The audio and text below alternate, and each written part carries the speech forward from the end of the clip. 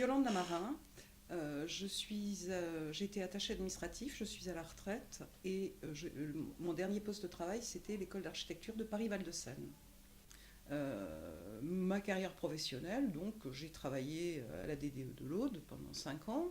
Ensuite, quand je suis arrivée à Paris, j'étais dans un service à la direction régionale de l'équipement, le service du logement.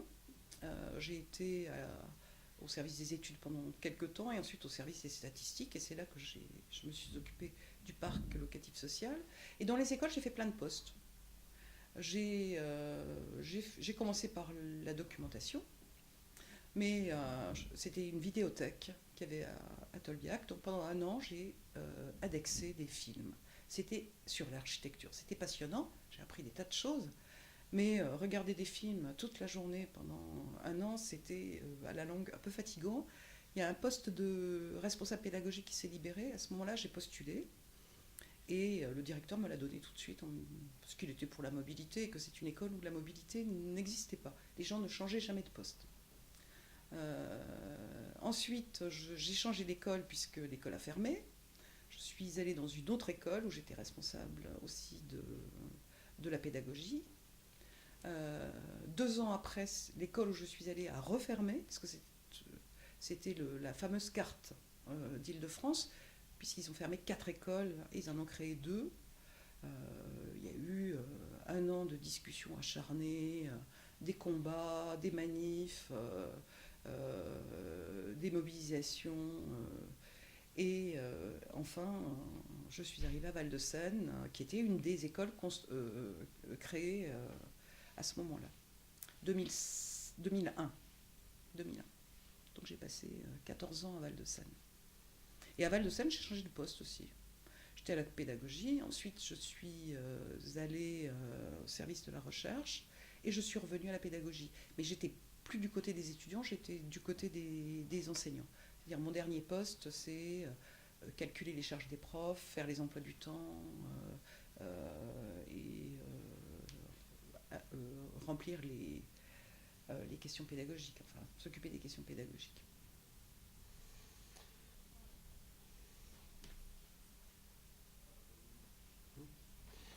Alors moi je suis rentrée au ministère de l'équipement en 1973 et d'ailleurs j'ai adhéré la même année à la CGT, je suis donc adhérente depuis 1973. J'étais étudiante, j'étais en maîtrise de philosophie, j'avais besoin d'un travail alimentaire parce que j'en avais un peu marre de galérer et je suis rentrée comme ça sur un emploi de bureau presque d'été au ministère de l'équipement et ensuite j'y suis restée. Voilà, c'est comme ça que j'ai commencé ma carrière. Je suis partie très très vite du ministère de la DDE de l'Aude parce que j'ai commencé à Carcassonne, à la DDE de l'Aude. Je suis partie au bout de 5 ans parce que mon mari a eu un concours de la fonction publique et est monté à Paris. Donc en 78, j'ai été nommée à la direction régionale de l'équipement d'Île-de-France.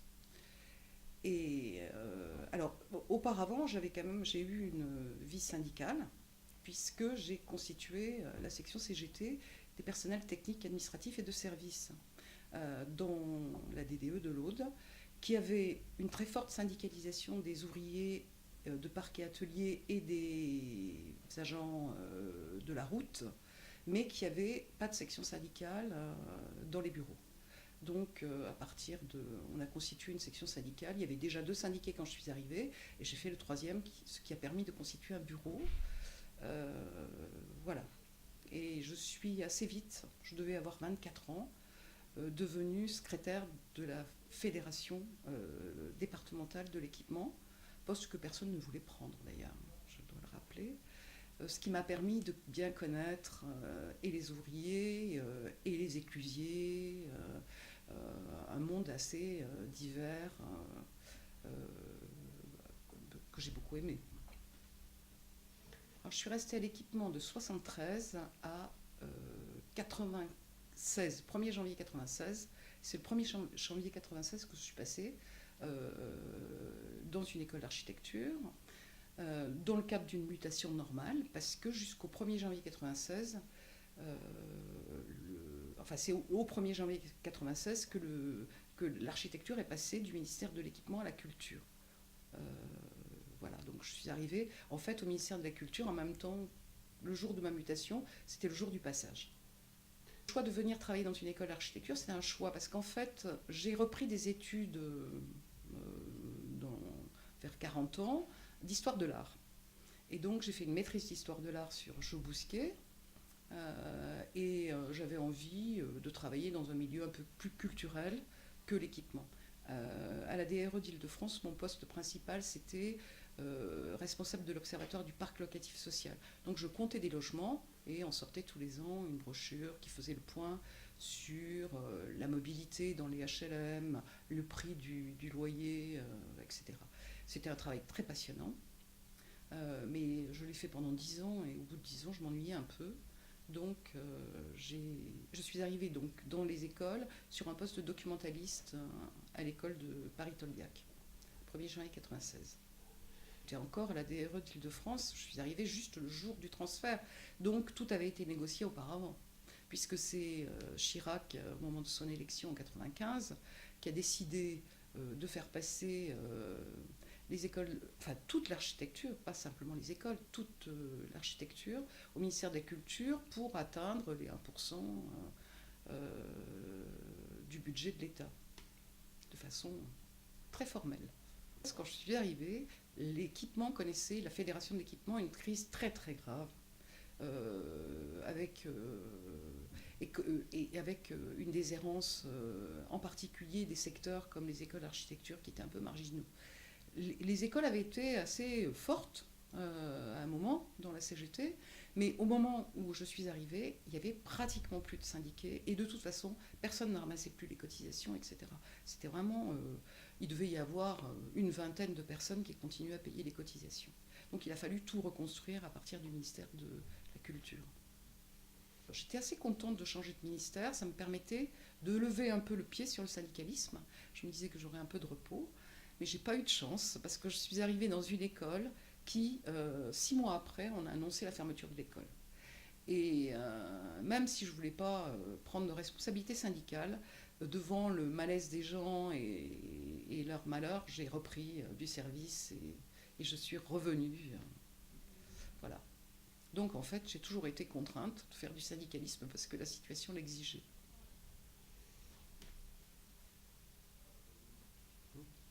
Aujourd'hui, toutes les écoles d'architecture qu'on construit, on les construit à l'intérieur des villes, alors que dans les années 70, on a fait l'inverse, c'est-à-dire on a construit les écoles d'architecture dans les banlieues, à Vaux-en-Velin, à Darnétal, dans les banlieues, à la ville nouvelle, à Grenoble, etc. Aujourd'hui, on les recentralise, sauf à Sabourin. Et effectivement, c'est pas évident. Je crois que ce sera pas évident pour les étudiants de se rendre à l'école de Sabourin. Je crois que le personnel préférait être aussi au centre. L'école actuelle, elle est très très moche. C'est vraiment une horreur cette école. Mais elle est au moins en face de l'école des Beaux-Arts. Elle est en plein centre de la ville. Et ça, voilà ce que je peux dire de Clermont et de Sabourin. Alors, ils ont décidé, on ne sait pas très bien pourquoi, il semble qu'il n'y ait d'ailleurs pas de dossier, pas de fond de dossier au ministère. Ils ont décidé en 99, c'était Barré qui était directeur à ce moment-là, il a décidé de supprimer 2 écoles et d'en créer 2 autres. Donc ils ont fait un appel à projet. Et à ce moment-là, il y a des gens qui se sont regroupés. Sur Paris, il y a actuellement 6 écoles, il y avait 8 écoles. Et en particulier, il y avait des écoles à la Défense, dans l'Ouest. Actuellement, par exemple, il n'y en a plus qu'une qui est dans l'Ouest-Sud-Ouest, c'est Versailles. Donc les étudiants qui viennent du fin fond du Val d'Oise sont obligés d'aller dans une école dans Paris, par exemple, alors qu'auparavant, ils allaient à la Défense. Donc, ça... Alors, vous savez que la moitié, c'est ce que je disais, la moitié des personnels, enfin plus de la moitié en personnes physiques, mais la moitié en heures d'enseignement, étaient des vacataires. Et donc, c'était des gens qui étaient menacés purement et simplement de disparition. Donc il y a eu des tas de batailles pour ne pas fermer les écoles, les conseils d'administration qui ont pris position, les présidents de conseils d'administration qui ont pris position, mais rien n'y a fait. On a fait des manifestations dans la rue avec les fanfares des écoles, avec les étudiants, etc. Et ils ont supprimé 4 écoles et ils en ont créé 2 autres, Paris-Malaquais, Paris-Val-de-Seine. Paris-Malaquais s'est faite sur projet. Donc les gens se sont regroupés sur un projet pédagogique. Paris-Val-de-Seine, c'est plutôt l'école regroupée, tout ce qui restait des 4 écoles, en se disant, notre projet, c'est la diversité.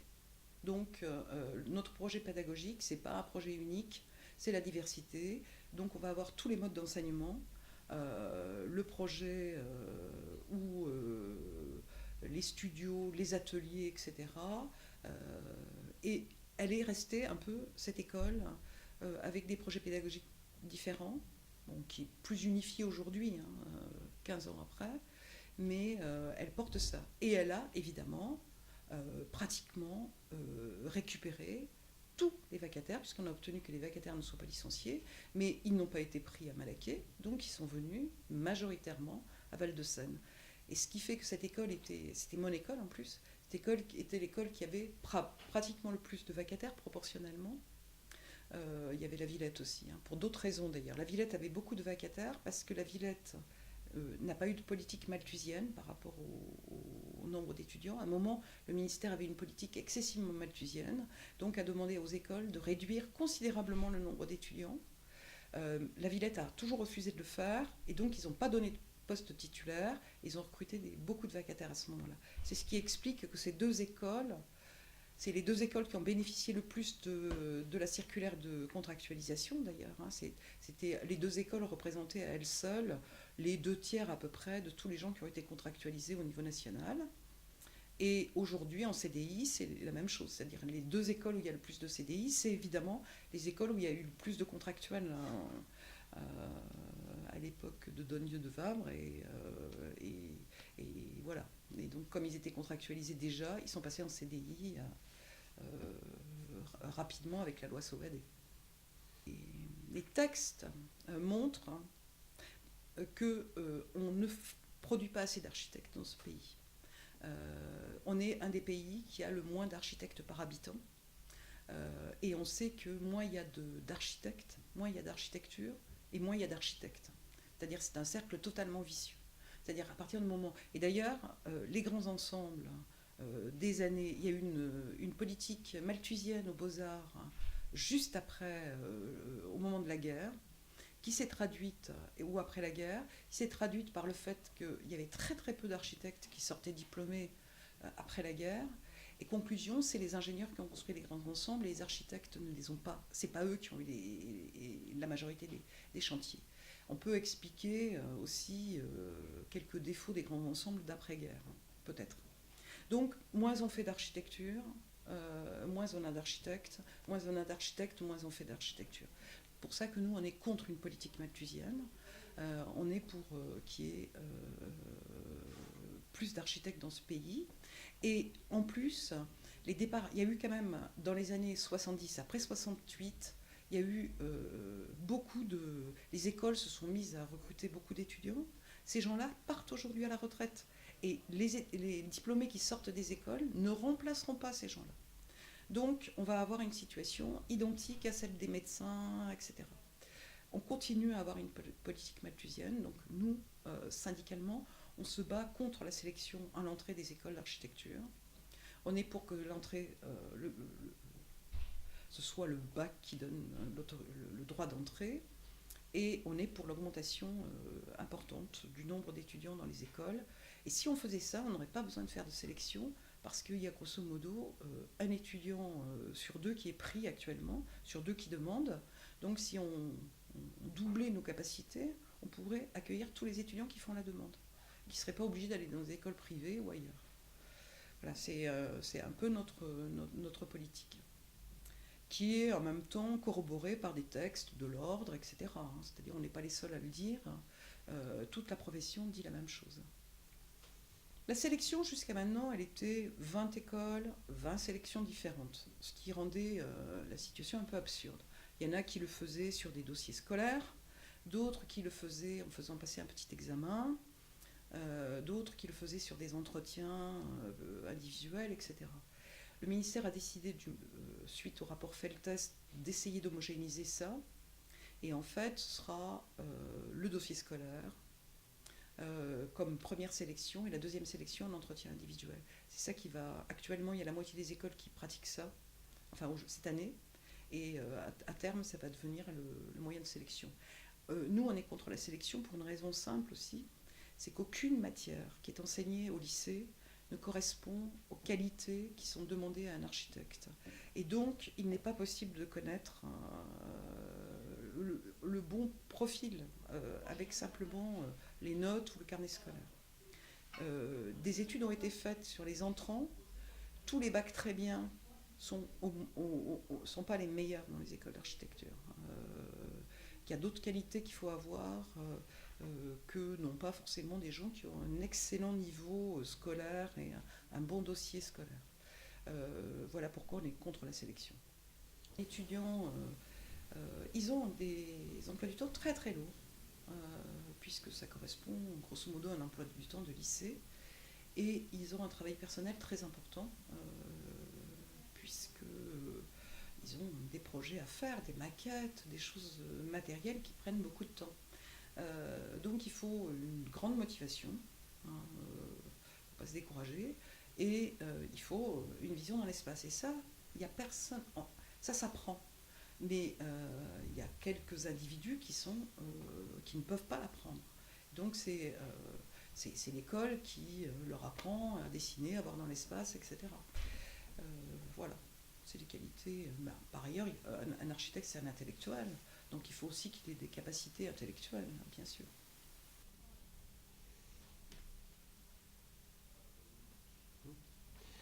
Dans un premier temps, on a fait un travail tout bête, hein, c'est reprendre les contacts qu'il y avait, voir les vieilles listes de syndiqués, etc. On a commencé par ça, et ensuite on a surtout, euh, euh, essayé de construire un cahier revendicatif et de construire, parce que enfin moi quand je suis arrivée, je trouvais qu'il y avait une chose qui était désespérante, c'est qu'il n'y avait pas de revendication. La seule chose qu'il y avait, c'était des conflits entre le directeur et le personnel. Et une situation où les gens étaient tout le temps. Donc, la majorité des syndiqués ou des gens qui voulaient se syndiquer ou des gens qu'on connaissait étaient des gens qui avaient des problèmes dans le travail. Et c'est pas comme ça donc on a essayé de faire poser les revendications aux gens, de faire des cahiers revendicatifs collectifs. Et c'est un peu comme ça qu'on a avancé. Quand on est sorti du dilemme sur les directions. Les écoles d'architecture sont toutes petites. Donc la gouvernance a énormément d'importance. On les déstabilise à une vitesse. Je pense que dans des endroits comme les monuments nationaux, ça doit être la même chose. On les déstabilise tout de suite. Il suffit qu'il y ait un directeur ou un conflit pour que immédiatement ce soit une crise. Donc il fallait sortir de ce dilemme et commencer à avoir des revendications. Et notre première bataille importante, ça a été la bataille pour les non-titulaires, pour les vacataires enseignants. C'était ça. On n'avait pas d'enseignants, on n'avait presque pas d'enseignants syndiqués. Tous les syndiqués, d'ailleurs, quand les élections qui ont eu lieu après le 1er janvier 1996, on n'a pas été représenté à la CAP des enseignants, ce qui était un peu dramatique et qui était une régression par rapport à la situation antérieure. On n'avait pas d'enseignants, les seuls qu'on avait, c'était des enseignants qui étaient en conflit avec leur directeur, des espèces de gens qui étaient marginalisés dans le travail, etc. Et donc il a fallu, on a pensé que le moyen de reconstruire le corps enseignant, c'était de partir des revendications des vacataires qui avaient une situation sociale épouvantable et statutaire épouvantable. Donc c'est notre première bataille qu'on a menée pendant 10 ans, et elle a eu comme résultat une circulaire à l'époque du ministre Dieu de Vabre qui a décidé la contractualisation. Alors elle s'est faite dans des mauvaises conditions, mais elle s'est faite, et à partir de là, la situation a changé. C'est-à-dire que notre capacité à agir et à et à poser les revendications et à les faire avancer, nous a ouvert des adhésions chez les enseignants titulaires, etc. Et on est arrivé alors à une situation où on est le syndicat majoritaire chez les enseignants aujourd'hui. En 1996, on avait 0 représentant au CAP d'enseignants. Au niveau des Athos, l'immense majorité était titulaire. C'est-à-dire il y avait très très peu de contractuels. C'est après cette période que les contractuels sont arrivés en masse, et principalement après les emplois jeunes. Parce qu'en fait, les emplois jeunes sont restés 5 ans, certains sont restés... et on s'est quand même battu pour qu'ils puissent avoir des postes, et souvent c'était des postes contractuels. Ça a été la grande rupture. Sinon, auparavant, il n'y avait que des titulaires, pratiquement que des titulaires. Il y avait quelques contractuels titre 2, mais il y en avait très très peu, et il n'y avait aucun contractuel d'établissement chez les Athos. Chez les enseignants, la majorité, je crois que c'est 45% du service d'enseignement était assuré par des gens qui n'avaient aucun statut, qui étaient embauchés, qui étaient sur une lettre d'engagement et qui étaient embauchés tous les ans sur une période qui ne dépassait jamais 9 mois. Ce qui fait qu'ils sont toujours passés à travers les lois de titularisation parce qu'ils avaient des interruptions de service, par exemple. Donc ils avaient une situation assez terrible, et on peut dire que notre bataille, c'était de faire reconnaître qu'ils étaient sur des besoins permanents et pas du tout sur des besoins particuliers à l'enseignement provisoire, limité dans le temps, etc. Donc on a obtenu effectivement la première contractualisation.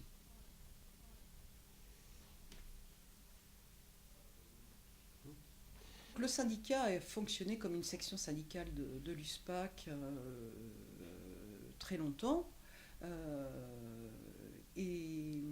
Mais à partir du moment où on a commencé à mener la bataille importante, je crois qu'il y a deux choses qui étaient importantes, 3 choses qui ont changé le comportement du syndicat ou la vision qu'il donnait.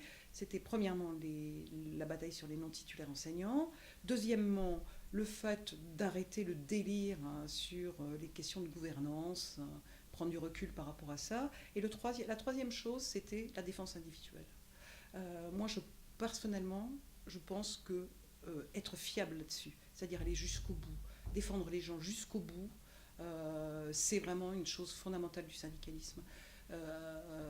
À la DRE, quand j'ai eu des responsabilités, c'est principalement là-dessus qu'on a construit le syndicat, c'est-à-dire sur le fait qu'on était capable de défendre les gens jusqu'au bout et qu'on ne les lâchait pas ou qu'on ne se contentait pas dans les écoles d'architecture aussi, c'est-à-dire qu'on a eu très vite la réputation de gens fiables, c'est-à-dire de gens capables de porter les dossiers, d'aller jusqu'au bout, de poser des questions, d'aller voir l'administration, etc.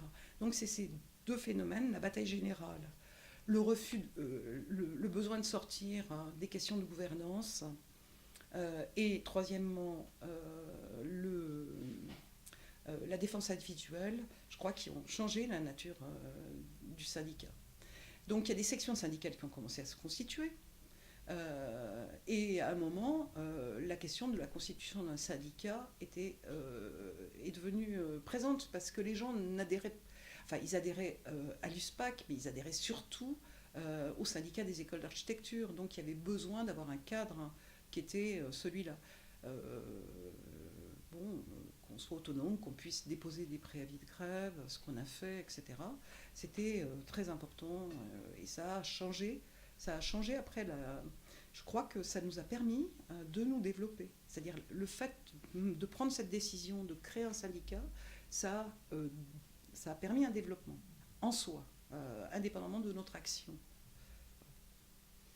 À la création de ce syndicat, longtemps, le secrétaire de la section des écoles d'architecture a été Karim Mechta, et quand il est parti à la retraite, je l'ai remplacé.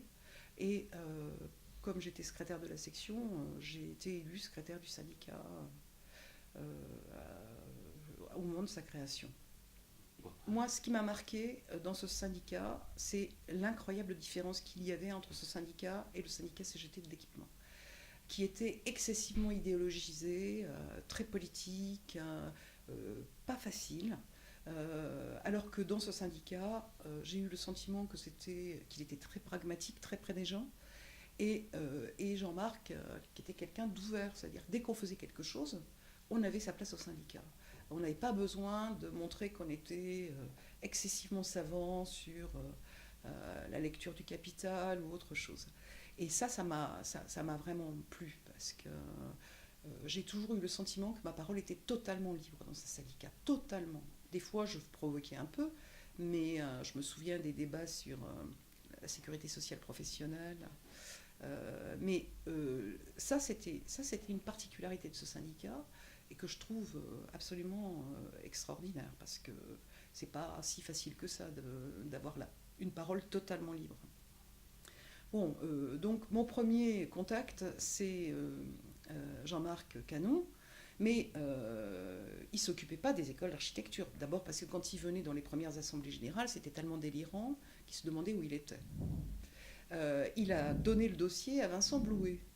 Et d'une certaine façon, c'est Vincent qui a mis un peu l'accent sur le fait qu'on pouvait reconstruire une syndicalisation enseignante en partant des vacataires et de leur statut. Il a été excessivement important. Il nous a beaucoup aidés, il était très disponible. C'est vraiment quelqu'un qui a eu une grande place, qui nous a beaucoup, beaucoup aidés. Et ensuite, il y a eu Nicolas. Nicolas, étant architecte, il s'est senti assez vite proche du syndicat. Et je dois dire que c'est à ce moment-là, c'est au moment où Nicolas était secrétaire général que le syndicat s'est développé. Et il y a un lien évident entre euh, ça et le fait qu'il était architecte et qu'il s'intéressait aux écoles, tout simplement. Comme les gens étaient pas sur des revendications, ils étaient sur des lubies personnelles. Donc, on pouvait avoir des enseignants qui se traitaient de tous les noms, on les regardait avec des yeux ronds. C'était vraiment. Il y avait une déliquescence assez importante, et donc, ça, il a fallu le reconstruire, effectivement. C'était très, très délirant parce que les profs sont les profs.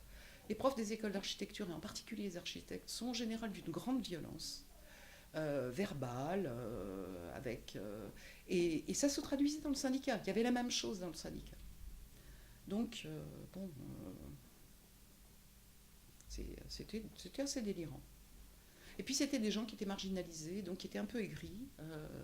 Et ça aussi, il a fallu.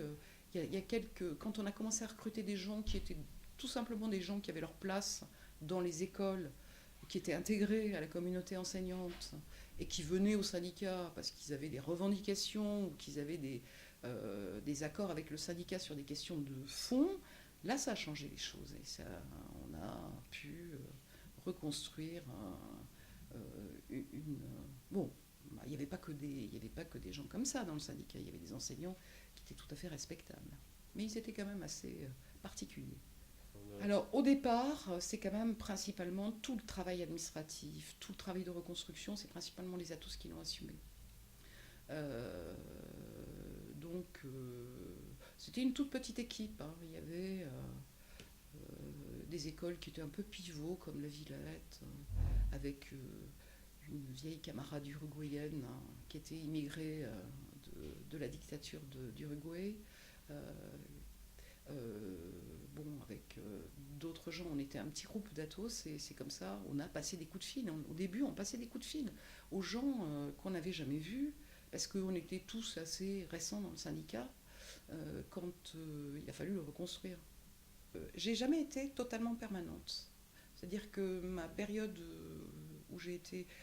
Moi, c'est personnel, j'ai besoin d'être auprès des gens pour pouvoir les défendre. Sinon, enfin, j'ai besoin de ça.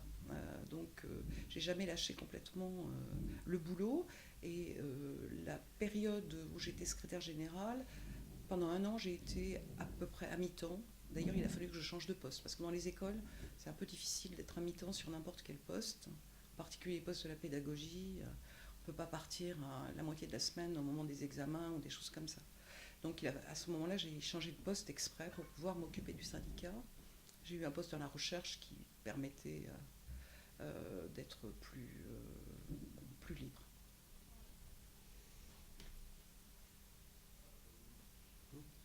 Alors, mon engagement syndical. D'abord, je suis de la génération de 68, puisque j'avais 18 ans en 68. J'étais déjà, je militais déjà avant 68 contre la guerre au Vietnam. Et puis en 68, je me suis engagée dans la grève de mon lycée. Et voilà. Mon père, par ailleurs, était syndicaliste. Il était à la CGT et il était fonctionnaire aussi. Donc voilà, c'est les deux sources de mon engagement, 68 et mon papa.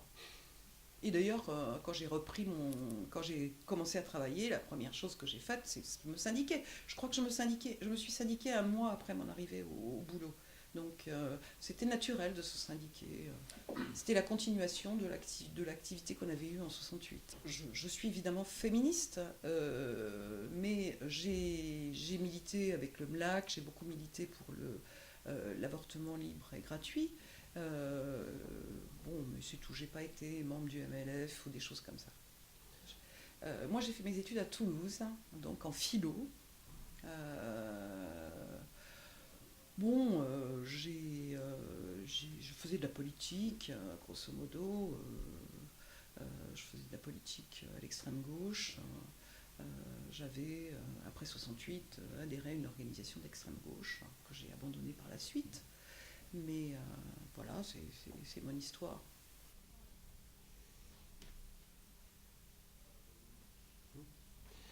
Pourquoi philo? Alors, bon, ben, ça a à voir avec 68 aussi, en fait.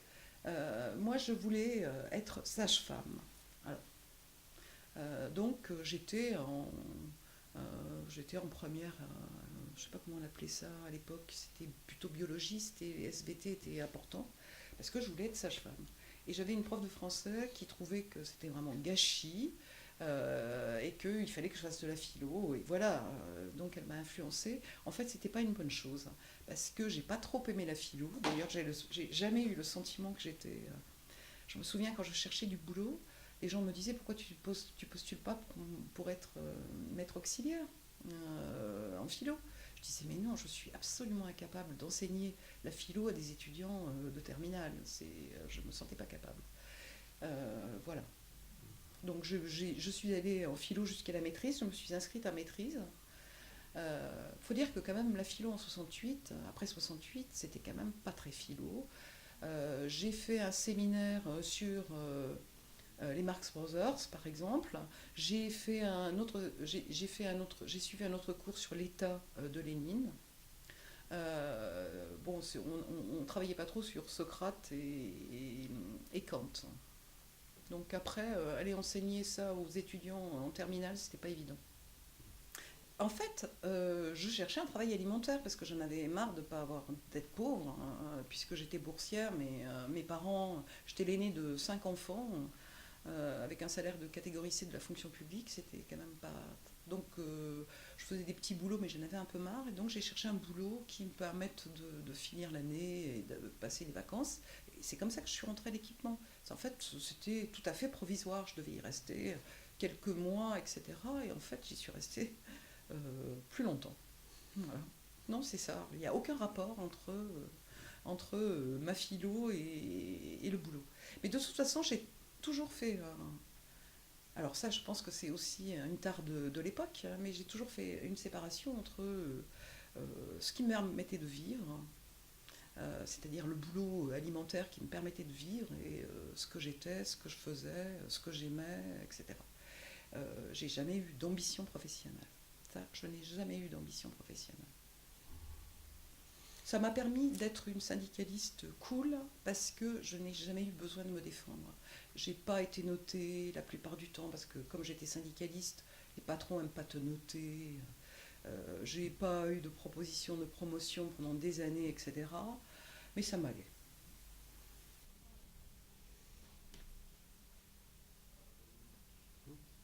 À la différence de la politique, où j'ai pas trouvé ce que je cherchais, puisque j'en fais de façon citoyenne maintenant, mais c'est tout. J'ai trouvé moi, le syndicalisme, c'est quelque chose qui m'a vraiment aidé à être ce que je suis. C'est-à-dire qui m'a appris la tolérance, qui m'a appris à aimer les gens, quels qu'ils soient. Je me souviens quand je suis arrivée, les gens étaient un peu racistes dans mon service. Et immédiatement, je les avais catalogués. Ah, celui-là, il est raciste, etc. Ou il est misogyne. Et je me suis rendu compte que ces gens-là étaient quand même d'une grande richesse et qu'on ne pouvait pas les réduire simplement à une petite phrase qu'ils avaient lancée un jour qui était un peu raciste, etc. Ça, c'est le syndicalisme qui me l'a appris. Être à l'écoute des gens et se rendre compte qu'ils sont tous d'une grande richesse. On a très peu de déception quand on fait ça. J'ai défendu des tonnes de gens. Je ne peux pas dire il y a peut-être 2 ou 3 personnes qui ne méritaient pas beaucoup, mais l'immense majorité des gens le méritaient parfaitement. Et ça, c'est. Par ailleurs, dans le syndicalisme, j'adore défendre les gens. C'est ce que j'ai préféré. Plus que les batailles, hein, parce que dans les grandes batailles, on est toujours dépassé quand on est syndicaliste. Je me souviens, moi, quand je suis arrivée, là, je devais avoir 25 ans, le patron décide de supprimer des congés. Immédiatement, les gens viennent me voir en me disant qu'il faut faire une assemblée générale, etc. Je dis bon, d'accord, on va faire une assemblée générale. On fait une assemblée générale, je la convoque à l'endroit où je convoquais les assemblées générales pour décider qu'on faisait la grève ou pas. Et en fait, c'est un endroit très petit. Parce que là, tout le monde est venu. Et je me suis sentie totalement débordée par les gens, alors qu'auparavant, je croyais que c'était moi l'avant-garde et eux l'arrière-garde. Là, en l'occurrence, dès qu'il y a eu un mouvement social, c'était eux l'avant-garde et moi, j'étais un peu l'arrière-garde. Je me suis fait bousculer, ça m'a fait beaucoup de bien.